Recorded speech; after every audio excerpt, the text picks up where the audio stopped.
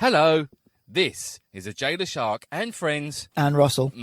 and Russell podcast. And on today's show, we're talking to the F&B legend that is Benny from Benny's Cocktails and Grill. Born in Germany and growing up in Italy, Benny had a choice of hospitality or the Navy. Before his love affair with Lola, Benny ran Superclub Opus 1 before making Catch Beach Club the place to be and be seen.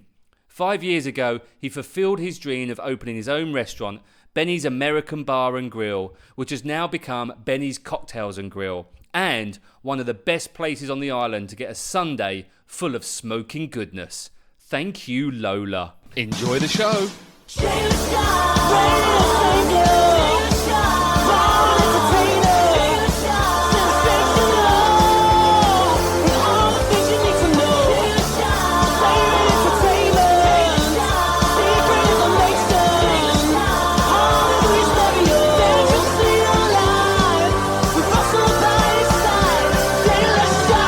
Welcome to the podcast. Hello, Jay. How you doing, mate? Hi, Russell. Are you in a bad mood today or a good mood? Are you happy to see me or not? I'm in a good mood today because after our podcast last week about mental health, I decided that I'm not going to be miserable anymore and I'm just going to be happy. And I'm with Benny. Exactly. Hello, guys. Welcome to the show, Benny. How you doing? Very good, very good. Benny, Yo. Benedict. Yes. Yo. What's your full title? Apart from full angry title? restaurant man with a dodgy mafia hat. Angry restaurant guy. Angry restaurant guy. There we go. Benny from Benny Cocktail. Is it Cocktails and Grill, isn't it? Yeah. We're privileged to be here with you today because you've given us, Russell and I, we'll use a picture. You've got your own branded masks. Yes, that. just arrived with it. a couple of days ago. Yeah. Just as we're ending lockdown and everything. I figured it'll be an ongoing thing anyway. So Yeah. might as well. Right, so Benny, how long have you been on the island for? 12 years last October. Wow. So it'll be 13 years this October. And where were you from originally? Born in Germany, raised in Italy. Ah, My father is Italian. My mother is German. okay. Nice. And how old were you when you moved to Italy? I was 4 years old. Oh, right. So you don't have much memories of being in Germany? Or? No, not much. And also my German is not that good. Neither's mine, to Yeah. be fair. How's I your figured. German, Jay? Who Yeah, but that's about it. Yeah, fair enough. who do you respond to? Who do you resonate more to the Italian side of things? Yes, of I'm course, guessing. Yeah, since I moved to Italy when I was 4, so I did all my school there, and when I finished school, I of course moved to England after that. So yeah, I mean, when the World Cup is on, and Italy is playing, I go for it. Yeah. So what you said you moved to England? Yeah, 7 years in England, London. What were you doing there? Well, working. What do you think? What were you doing as in work-wise? So you finished school in Italy? Yeah, I did whereabouts at hotel management school. Okay, yeah. And then I just moved to England, moved to London, did 7 years there. And where were you working? Worked mostly for hotels, food and beverage. I did everything, so from room service to banqueting to bar. Moved up in the hierarchy until I was restaurant manager. Did you enjoy it? Oh yeah, of course. Yeah. Although 7 years in London was a little too long, but I finally managed to escape. Always in London. The comfort of London. Yeah. What can I just? So when you was at school, so did you want to get into what got you into the hotel industry? What was the driving factor that said, you know, I'm going to go into the hotel industry? Well, it helped that I went to hotel management school. Is this the way this podcast Yeah, is yeah, going yeah. to go? Oh yes. Yeah. Okay. Sarcasm Yeah. all the But way. why did you go to the hotel management school? Why? Because I wanted to work in hotels. My mom was very pragmatic, so she posed me when we were deciding which school to go to. She asked me a few questions, right? So what do you want to do? And where I come from in the south Italy, we only had the options of either going to the military, Navy, or hotels and tourism because it's a coastside city. Or there is a metal factory there. Right. Okay. So it was either hotel and tourism, Navy, officers, school. I could see you in the Navy. I'm just going to say I could see him in a Navy outfit. I think you would rock the uniform. Yeah, no. Thought about it? No. Yeah, that's a no. No. And the metal factory would have been some sort of engineering school. And so anyway, so I went for tourism because then the next question that my mom asked me was, well, do you want to stay here or do you want to go out and see the world? And I was okay, go out and see the world. Well, then go to the hotel So now school. it's hotels or Navy. Yeah, no, it's hotels or Navy. No, so I went for hotels. But were you cooking? Were you into food, or was the food driving factor, or was it just the alcohol?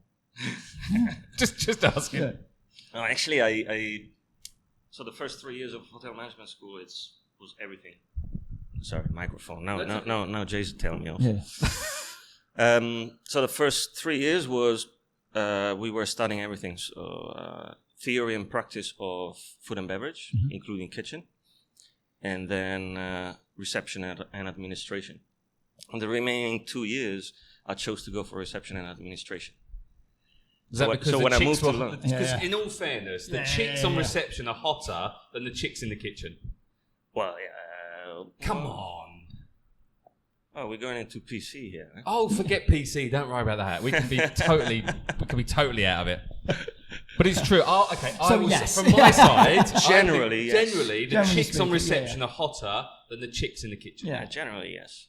And the opportunity of going up in a hierarchy in a reception were higher. The opportunities, right? Yeah, fair enough. Although chicks in the kitchen probably put out more than chicks on reception. Have I gone too far there? Yeah, probably. Okay, fair enough. So you're going to be a front of house manager. That was your... Yeah, that was my idea when I moved to London. And so when I moved to London, obviously I started with restaurants because I already had experience in the restaurants. And then once I felt that my English was good enough, I would have moved to reception. And then I realized that I can't stand for 8 hours straight. I can run for 20 hours around the restaurant, but I can't stand. Yeah, fair one. So I just kept on going with food and beverage, and I fell in love with food and beverage. Okay. So were you in London? Were you working for different brands, different hotels, or was it always just one? No, different brands. At the beginning, it was Radisson Edwardian, which was I think they're still called that. Yeah. I think it was a joint venture between Edwardian Hotels and Radisson SAS at the time, they were called. And they had at the time, I think 10 or 12 hotels in London. And they had just opened in Birmingham. So I think now they have more hotels. And then after 3 years, I moved to the Ritz in London. I did 2 years at the Ritz. Yeah. Check you out, the Ritz. Yeah. At the restaurant.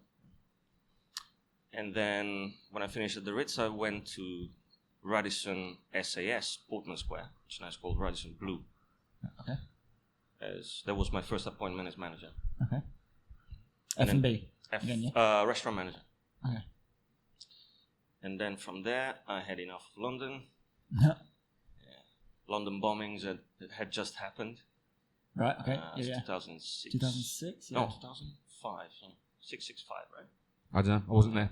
Wasn't me. It was around then, yeah. It was around that sort of time. Wasn't me. Yeah. 665, yeah. So the year later I left. Okay. I had decided I had enough of London. I wanted to move to the tropics. I was looking at the Caribbean, but nothing there. And then a friend of mine who worked for Millennium and Copthorne told me that his ex-GM is looking for a restaurant manager, an Italian restaurant manager in Singapore. Okay, give it a try. So I moved to Singapore. And you've never been to Asia before that? Never been to Asia. Okay. Cool. And so what was the experience in Singapore like? Terrible. Tell us, what happened in Singapore? I just couldn't. Well, where were you? Can you say? Millennium and Copthorne waterfront. The waterfront. Yeah. Waterfront. Okay, yeah. That's a horrible. it's a shithole. Can I say that? Comfortably? Well, now it probably is. Yeah. It was about 6 years old, so it was pretty new at the time. Okay. And the Italian restaurant was quite popular. Okay. And so was the buffet restaurant downstairs, just on the riverside. And we had Zouk just behind us. Yeah. Which was Singapore's oldest discotheque. Yeah. That was my stomping ground. Yeah. and the owner of Zouk used to keep his guest DJs at the Millennium, right? And the night of the event, he would entertain said DJ or whatever guest entertainer at our restaurant. So it was quite popular. Our chef was also popular, and now I don't know. So how long? Still the same. What was it about it that you didn't like? About Singapore? Or was it just Singapore in general? Not Singapore in general. Just the mentality. Just the mentality. Just couldn't get in it. I couldn't accept it. So I decided that it's not. It's interesting because your life was Italy and the UK. Yeah. So no experience of sort of anywhere outside of Europe and that. So coming to Asia can be a bit of a left and middle culture shock. I mean, I hated Singapore when I moved there, but I was obviously much younger than at the age you did. But I'd grown up in Hong Kong, which was free, vibrant, rocking. It was mental, it's crazy. And then you go to Singapore, which was a strict, controlled, medicinal, clinical place, and I hated it. Yeah. I love going there now. But it's just interesting the mindset. Now that you I still have a lot of friends in Singapore who are also Singaporeans, but just didn't. I couldn't accept the general mentality of money.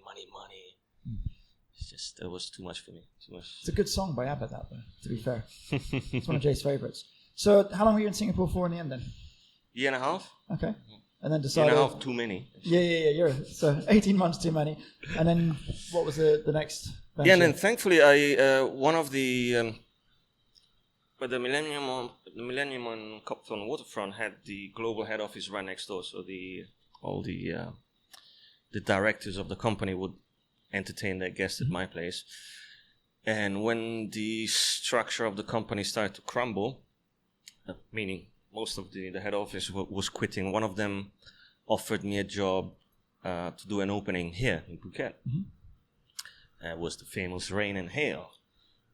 Okay. Wow. Yeah. Or the infamous. The infamous. Later dubbed Rain and Fail. Not by me, though. Yeah. So that was your first. So that's what got you to Phuket. Yeah. That first step into Phuket was Rain and Hail. Rain and Hail. And I figured, okay, I didn't want to go back to Europe just yet, and I didn't want to stay in Singapore. And Phuket just sounded like the tropical island environment with beaches that I was looking for. Never been Phuket before. Never been Phuket. Thailand. No. I didn't even know that Phuket was in Thailand. I mean, I just knew that Phuket had a tsunaami. Like 3 years prior. I think you're right. I think Phuket had its own identity as its own place. It was never affiliated with Thailand. Yeah. It was Phuket. Yeah. Possibly.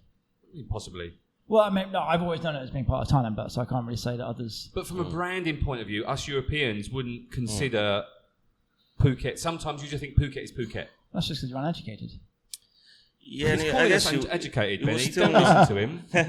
I guess it was still not as popular as it is now. Right, yeah. Right. No, I don't think it was. No. Well, not back in the day. I mean, back in the day, people would talk about the Maldives or Madagascar or Bali. I guess so. I don't know. I was never... I mean, my first step into Asia, I didn't really think about Asia at all when I was growing up. Mine was Caribbean and Europe. That's all I wanted to go to. Never thought about coming to Asia. Anyway, here we are. So what made you come to Asia then? This is not the podcast about me. This is about you. I just split up with my girlfriend in London. She was now an airline stewardess. I was feeling a bit down, living in a shitty place in London, and the guy that I used to work for when I was teaching sailing had opened a project on Coconut Island. That's what got me here. Oh, there you go, the village Coconut Island. Yes, of course. That just saved you when I met you. Yeah, that's when we first met. Yeah. So what did after Rain? Where was Rain and Shine? Rain and Hail. Rain and Hail in Bang Tao. Whereabouts was that? just outside of Laguna, on the back streets of Laguna, next to Thai Bali. Yeah. So Thai was between Thai Bali and Pan Mandela. Yeah, I remember the one. I mean, it's still there. It's rotting, but it's a perfect set for a zombie movie. Excellent. Honestly. There is a lot of those in Phuket. Yeah, there's a lot of that. Yeah, there's a lot of places for a zombie movie. You could do a whole frigging So thing on the island. after Rain and Fail, and we're still sitting here twiddling our thumbs, still not wanting to go back to Europe. Yeah. What was the... Well, yeah, then I came to know the owner of Superclub, Sean, who was going to buy most of the equipment. He almost bought the whole kitchen equipment. And we got to know each other, and he needed some... Sexually or just French? No, friends. Just checking. French. Just French or friends? No, not friends. And he's still around, isn't he? Yeah, Sean, yeah, he's a good lad. and he needed some help with the wine cellar. So I helped him there, and then meanwhile I was still looking for a job when Rain and Hell closed after 4 months only. Yeah. Actually, there was in hindsight, it was the date of the closing was a bit funny. It was the 1st of April. What was How about fitting. Rain and Hail that didn't work? Everything. Everything. I just well, first of all, the location. It was just the wrong location, right? And that's it still is not a good location for a restaurant like that. And it was too modern, I think. It would have been a concept that could have worked maybe now. Worked in Bangkok. Right, okay. Right, because it was very industrial, very modern, almost zen. And it was way too big. It's interesting that modern stuff doesn't overly work in Phuket. Well, it's not the sort of thing you have the expectation of having here, though, is it? Are we not trendy enough? No, it's just but not the what you brand of expect Phuket- from a holiday, Tropical tropical holiday Yeah. island, right? As we're sat in your American diner. There you go. Yeah. So let's move. So they did Superclub with the lovely Sean. Superclub for 3 years. And what was your? That was great. So you were basically the restaurant manager. Yeah. Going around smooching, talking. Yeah. It's a nice place. I like Superclub, yeah. I think so that's where we would have first met, I guess. Yeah. That's where we first met as well. Was it over a dark room, over a candle and a It glass was probably of wine? in the corner, at the corner of the bar. Yeah, but no French. Glass of No Chianti. French again. You wouldn't want to be fair. Not with him. I mean, you've got a little bit. We've all got standards, you know? Yeah. So Superclub for 3 years, Superclub and for then 3 years. And then Catch Beach Club. Oh no, sorry, No. Then Opus 1. Yeah, Opus, yeah. Opus 1 at the top of Opus, the Yes, Turin I remember Plaza. that. Yeah. Yeah, Opus 1. I went there. So after 3 years of Superclub, I decided to leave. Just because that was my thing. Normally, I wouldn't spend more than 2 years running one place, because then otherwise I get too Bored. becomes bored and it becomes too normal, and then I start losing interest. Fair enough. So, I really like Superclub, so I stayed one more year. Was Opus 1 open the same time as Stereolab? Yes. Yeah. It was, wasn't it? But it wasn't. Stereolab was open first, and then was Opus 1. Opus 1, Stereolab. sort of 2011-ish? Yeah. Yeah. I think Stereolab was open in 2009 or Yeah. 2010. Stereolab was awesome. I still say Yeah. Stereolab was awesome. It was good back in the day, yeah. Yeah, Thomas did a great job there. He did a fantastic job there. See, I always say, and we can have this debate now, because I always say that I don't think Catch would have been as successful as it was on Serene Beach without Stereolab first kind of bringing the party goers down there. I mean, that's probably true, yeah. Because I just think that, for me, as soon as Stereolab shut down, that crowd was still looking to party somewhere on Serene else, Beach. yeah.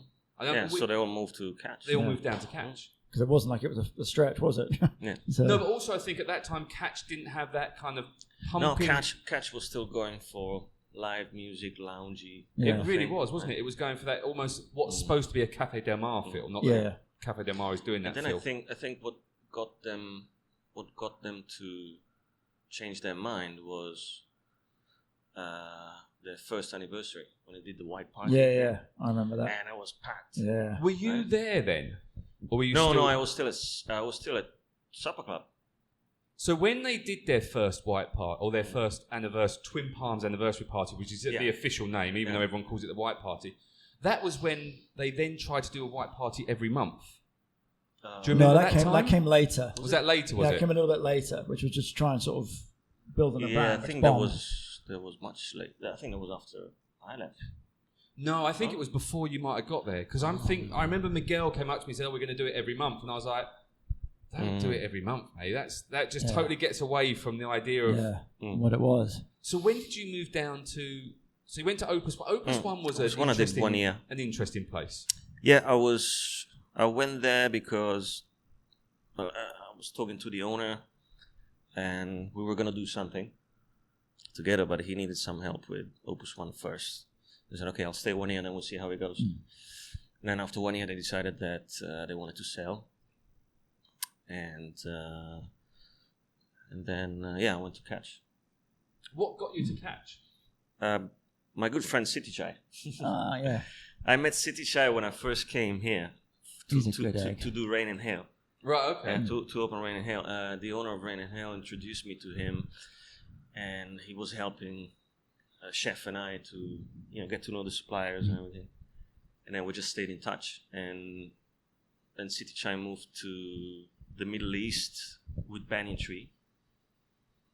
Oh, that's right, yeah, he did, didn't he? And then he came back to Phuket with Twin Palms. And City Chai at the time of Rain and Hail was working at the Banyan Tree here. So anyway, so he came back and they were looking, after a while, they were looking for a manager. And he approached me. And I had no interest whatsoever of working for a beach club because all my experience was all in fine dining. Yeah. And like running a huge beach club, large beach club, wasn't really what I was hoping for. I was more looking to be a F&B manager or something in some hotel. So anyway, they convinced me, and I started working for Catch. How long were you at Catch for? Also 3 years. Which means I liked it. Yeah. Because I think it's interesting because I think a lot of people will know you from Catch. Yeah. That's where, and I'm not It's trying either that or Superclub, I guess, would be the... Yeah, I mean, a lot of people got to know me from Superclub first. Yeah. And if it wasn't for Superclub, I would have probably never been given the opportunity to run Catch also. Yeah, that's fair enough. Are you proud of what you did at Catch?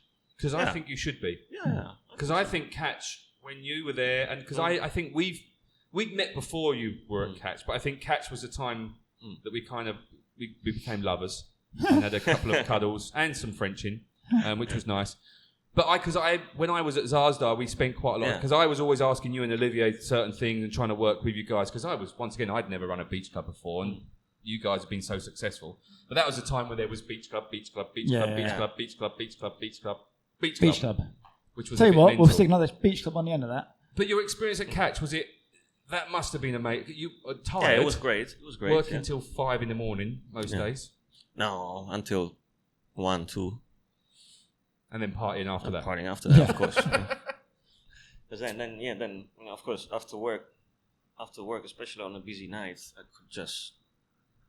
Most of us in the food and beverage industry, we can't just go home and sleep. No, you're still wired. Still got the adrenaline. Yeah. So I need to chill. It was the same as DJing at a wedding. I'd finish at 2, 3 in the morning. There's no way I'm sleeping till 4 or 5. I have to just go and chill out somewhere. Yeah. Do something. You need 1 or 2 hours at least to chill. Decompress. So 3 years at Catch, which was an amazing time, and well done on that, because I thought Catch was an awesome place, and I still do. The white parties are legendary on the island. Be interesting this year what happes. Yeah, good point. Actually, that's coming up. It's September, isn't it? It's the 3rd week of September. Yeah. Last year, I think they did it on another month, a different month. I'm not sure. Anyway, but normally it's the 3rd week of September. So then what got you... So you'd had enough of Catch, you had enough of late nights, thought, you know what, I'm going to do my own place now. No, not exactly. No, again, so still, it was my 2-year thing. Which became three. Which became three because I liked it. And after 3 years, I felt that I had given enough to catch, and it was time for someone else to take over, and for me to continue. And so Olivier sat me down one day in March. My my contract was supposed to expire in May, and at Twin Palms we all had 1 year contracts. Right? So in March, and all the contracts expire May or June. So March normally is when Olivier sits all the managers down one by one and asks them, okay, what you gonna do this year? And my answer was, look, leave. I'm gonna move on. Yeah. I'm gonna move on. And he asked me, did you know what you was gonna do when you said you were gonna move on, or you just felt time was time? I'm done here. Yeah. Well, no, I had two ideas in mind. One was to open Benny's, which I was working on, which was a concept I was working on since Opus 1. And, go back to the hotels again. So another hotel. Okay. Possibly another beach club. And then Olivier said, look, Olivier knew that I had this concept because I talked to him about it a few times. He said, look, why don't you just find a hole in the wall and just do it? Yeah. Right? You got a bit of money stashed. Use it. Yeah. Find a hole in the wall. If it's nearby, we'll help you as much as possible with Twin Palms. With recommending to our guests. And I did it. And here we are. And here we are. Excellent. So tell us about. So it is. Benny's is now. What? How long have you been open this place? 5 years. Was it 5 years today? 5 years today. Today, is it? Today. No So way. we're recording this. Today was supposed to be our 5th anniversary party, which is obviously not going to So happen. it's Friday, June 12th. 5 years. Wow. Yeah. It doesn't seem like 5 years. Yeah. So seeing as you've passed the It 3 year feels itch, like you 20. obviously like it. You must like it. Yeah, I do. So what was the concept? Tell us, what was the driving force behind you doing an American diner kind of feel restaurant? So it started with American bar. So back in London, the Ritz and the Savoy have an American bar.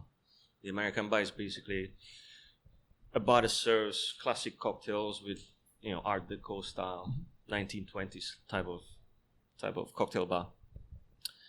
And I always liked the concept of the American bar, so did the American bar. And then the concept for the restaurant came behind wines. So I always wanted to have a wine room, and a good selection of red wines. And with red wines comes, meat. Yeah. So the grill was the grill part of the restaurant was an obvious choice. And so came the American bar and grill. Gotcha. And which we later changed to cocktails and grill, because I realized that what we Europeans know as American bar is not what the Americans know as American bar. Yeah. Right? Well, my idea of an American bar, is probably not this. Yeah, so it depends on... But I guess I'm thinking American diner, which is... Correct. And that's the thing that perceived I'm thinking diner, where I should think American bar. But I can understand the whole classic cocktail type thing. But also just whether it's classic or not, you put the word cocktail in, it gives it just raises it. Oh, it's not a bar. Yeah. It's not like I'm not mentioning that. I'm not going for a pint with a mate. Yeah. I'm going to a nice establishment. Yeah. And so that's what gives it the gravitas. And then I want to ask a question about Lola. Lola, yeah. I've not met Lola yet. You haven't? No, not officially. I haven't, you haven't introduced it. And I'm a little bit upset that we haven't been on a date, and I need to come on a date with Lola. Lola come on Sunday. Oh, yeah. She's out on Sunday. Yeah. She's out on Sunday. Welcoming everybody. She's only out on Sundays. Yeah. Lola is your smoker. She's. So tell us, because I'm a big fan of this concept as well. So when did the idea to bring a smoker down here? I had since the beginning. I had pork ribs on my menu, and I smoked them in the gas barbecue with wood chips. And eventually, I decided to invest in a smoker We're going to do it properly, right? Yeah, do it properly. And we did that 2 years ago, yeah. Where did you get the smoker from? In Koh Loi, so on the way to Phang Yeah. The recommendation came from the guys at Sala. So Tony, Chef Tony. Yeah. Chef Tony has a smoker there which was designed by the previous chef, Jan. And so I asked Tony to give me the contact. He still had the contact. And the guy, funny enough, still had the specs. Wow. So it's this guy in Koh Loi. It's a house in the middle of nowhere without signs. Yeah. So that's the best that's- place. yeah. You get all the And best this stuff. guy is doing all this in his backyard. And he's doing a great job. And he's got he's done grills and barbecues for hotels in Bangkok as well. Wow. So what are you using to smoke, if you can give away some of your top tips? Are you using hickory or are you using wood? Where are you getting your wood chips from? No, you can't. So hickory you have to import and it's only chips. But for the smoker I need logs. Okay. So I'm using what we can find, but very common here. It's a tree called wild tamarind, Cool. which got nothing to do with the tamarind fruit. Just the Just shows the name. the beans look like tamarinds, Right, okay. like green tamarinds. I know exactly what you mean. I know exactly where. Yeah, there's quite a lot. They're everywhere. And it's actually from the pea family, which is like the same family of mesquite wood. Okay. Which is. How did you know to use that, or was that just doing some research and recommendations of using that kind of? Oh well, it's not like we have much choice here, right? so I just asked the guy. I just asked the guy, what kind of wood do you have? This. It's called wild tamarind. So I did some research and I found out that it's similar to mesquite. So use that. And all your the barbecue sauces and is that all your recipes? Are they your mother's recipes from your grandmother's? No, my recipes. I just used at the beginning. I just used a basic barbecue sauce recipe and then tweaked it as you go along. Tweaked it and added to it over the years. And I'm gonna, if you don't mind me, keep going. I'm a big smoking fan. How long are you smoking your ribs for? The ribs 4 hours and then 2 hours in the oven. Okay. Yeah, so 4 hours, but low temperature. What temperature are you? 120, 130 wow, that degrees is low. Celsius. Wow, okay. Yeah. That's really low. Yeah, and then we finished them in the oven just to tenderize. And that's uncovered in the oven, so it's covered. Covered, it's still covered. Covered with some pineapple juice and apple cider vinegar, which then after 2 hours we use as base stock for the barbecue sauce. Yeah, no, that's brilliant. Quite, And what else? Because you've done brisket. Yeah, we've done brisket. We've done 2 weeks ago I had brisket on. Last week we had, and this week also we're gonna have beef ribs, short ribs. Mm-hmm. Short ribs are cooked about 8 to 9 hours, whilst the brisket 12 hours minimum. Yeah. And when you're cooking something for 12 hours, 8 hours, are you going back and forth, just checking temperatures and bits? I mean, it's the joys of smoking. Yeah. Just to sit there and have a few drinks and just watch your meat smoke. Slowly cook. Yeah. To me, I love it. I love watching the American. They have the cook-offs. Yeah. Where they're there for the whole weekend watching their stuff just cook and take it in shifts to keep an eye on it. Yeah. That's brilliant. There was a smoking house somewhere in Chantilly. I think there was a place that was a smokehouse. I'm not sure if it's still there anymore. Smokehouse. Oh, you're talking about black salmon? No, not black salmon. No, but have you done smoke? Have you smoked the fish? Yes, I tried salmon, but if you want to do fish, like smoked salmon is done in hot smoke or cold smoke. Okay. So hot smoke is 70 degrees Celsius. Cold smoke is 15 degrees Celsius, which is great. Yeah. Like in cold countries where you're sitting at -5. Right? It's a little more tricky here to smoke at plus 15. So places like like I said, black salmon, they have a whole room dedicated just for that. Yeah. Okay. And climate control.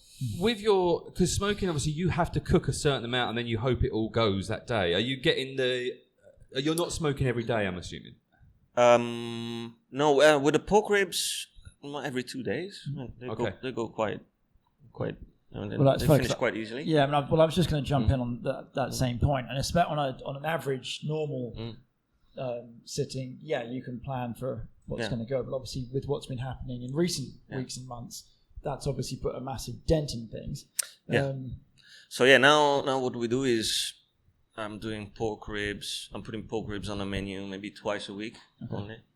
Then the rest, just other stuff, burgers. So are you operational fully now, or are you sort of dialed back, or? Yeah, fully, yeah. Okay. But with all the restrictions that are still in place. Okay.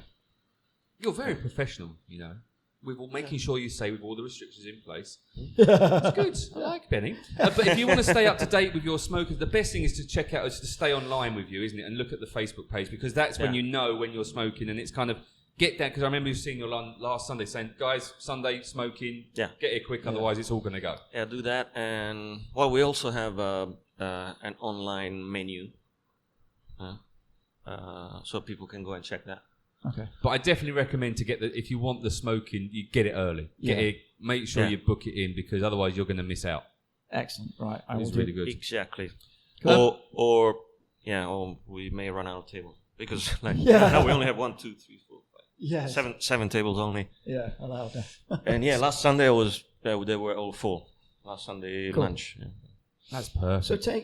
So let's shelve the whole virus thing for now, because I think it's been talked about to death and we're all over it. What's your sort of moving ahead plans? And again, forget what's happened in the last few months, which might have altered said plans. But what are your, if you've been here 5 years, happy anniversary again. Thank you. What does the next 5 years have in store for Benny's? For Benny? I have plans of expansion, and a really good place, the back of Laguna. It used to be called Rain. That's a great location. It's brilliant. You can do some great theme nights in there. No, I think not in Phuket. I mean, in Phuket, I wanted to.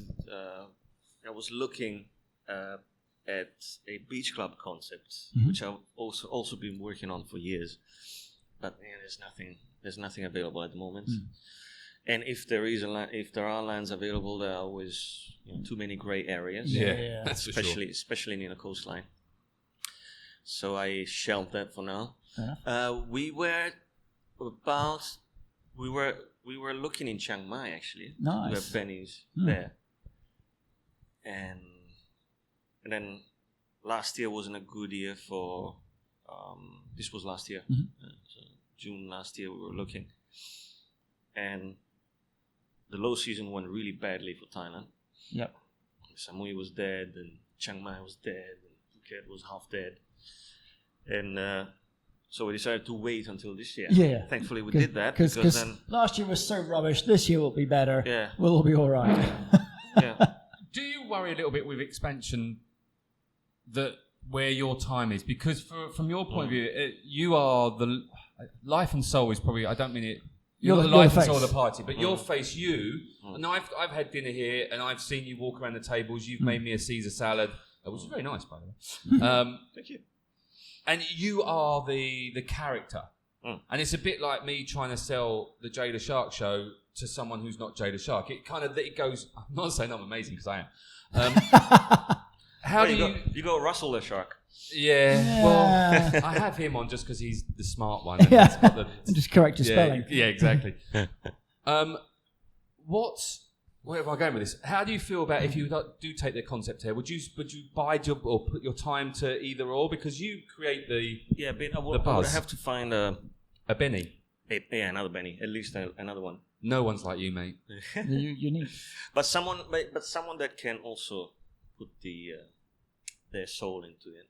Would you think about Bangkok, because there's a great foodie scene in Bangkok and more of a young kind of crowd in Bangkok? I considered Bangkok with the potential investors, but we all came to an agreement that it's the Bangkok choice. is too saturated. Yeah, there's just too much. Yeah, right. And I mean, I might take you might hit the ground running and never, because it's new. Yeah. And in that sort of market, anything new is the place to go.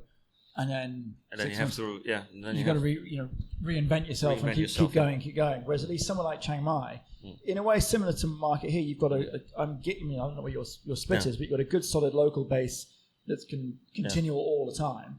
And then, there was the Chiang Mai looked good also because the local Thais go out very often, and they like to go out. Like I noticed, they like to go out to cocktail bars. It's a quality establishment. And because it's a lot of them work in the financial district of Chiang Mai, which is something we don't have here. We don't have we got Phuket town, but the Thais in Phuket town, they stay in Phuket town. They don't venture out that much. And the expat community is also quite strong. There's a large American community. There is it's like a big American consulate there. And it looked good. I like Chiang Mai. Yeah, and the city is beautiful. The people are really nice. Climate's much better. Yeah, and the traffic is amazing. The traffic just flows. A bit like lockdown. I love lockdown traffic. Lockdown traffic was my favourite. Well, that's interesting. So the expansion is on the horizon, possibly. I don't know. Well, now it's we don't know anyway. Wait, Like I don't even know what I'm going to do tomorrow, man. Fair enough. Nor do I. It's been an interesting time. So, bucket list. Is there? You've obviously list. This was one to open your own little establishment, which you've now done 5 years down the line. Is there anything else on your list of things to do outside of food and beverage and kind of the business-wise? Is there any kind of things you want to go and achieve and do or see? However random. Touch. I don't know. I haven't thought about it. Well, think now. No pressure. No pressure. Yeah. Like skydive or swim with sharks. He wants to swim with sharks. Yeah. Oh, yeah? I'd like to go and see every big major football game in each country. So the big rivalry games. I know. I like to travel, so yeah. So you'll come with. Good to know. Yeah, I'll come with you, man. I'll come with you. Well, listen, if you want to support Benny at Cocktails and Grill, we're in Bang Tao. You are open. What's your opening hours at the moment? At the moment, we are open from Tuesday to Saturday, 5 to 10 p.m. And then, of course, Sunday with the barbecue lunch from 12.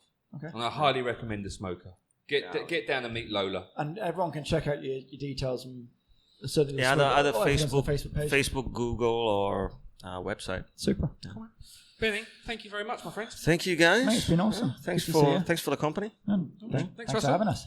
Let's have another coffee. Let's do it. Absolutely. Cheers. Cheers, mate. Bye.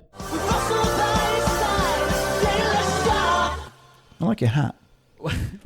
It's the outro to the podcast of Benny from Benny Cocktail and Bar. What was it? Cocktails and Dreams. No, that was the Tom. That was a great film. That. Was it Cocktail? Was it? It was Cocktails. Film? It was. You put it as a great film. Cocktail was a great film. Come on, that's proper old school. Talking of great films, Russell, I brought you a great present, and you're not No, you didn't. wearing your great present, and I've got your great present on, which is terrible for an outro for a podcast. It is indeed, but also that's got nothing to do with the film.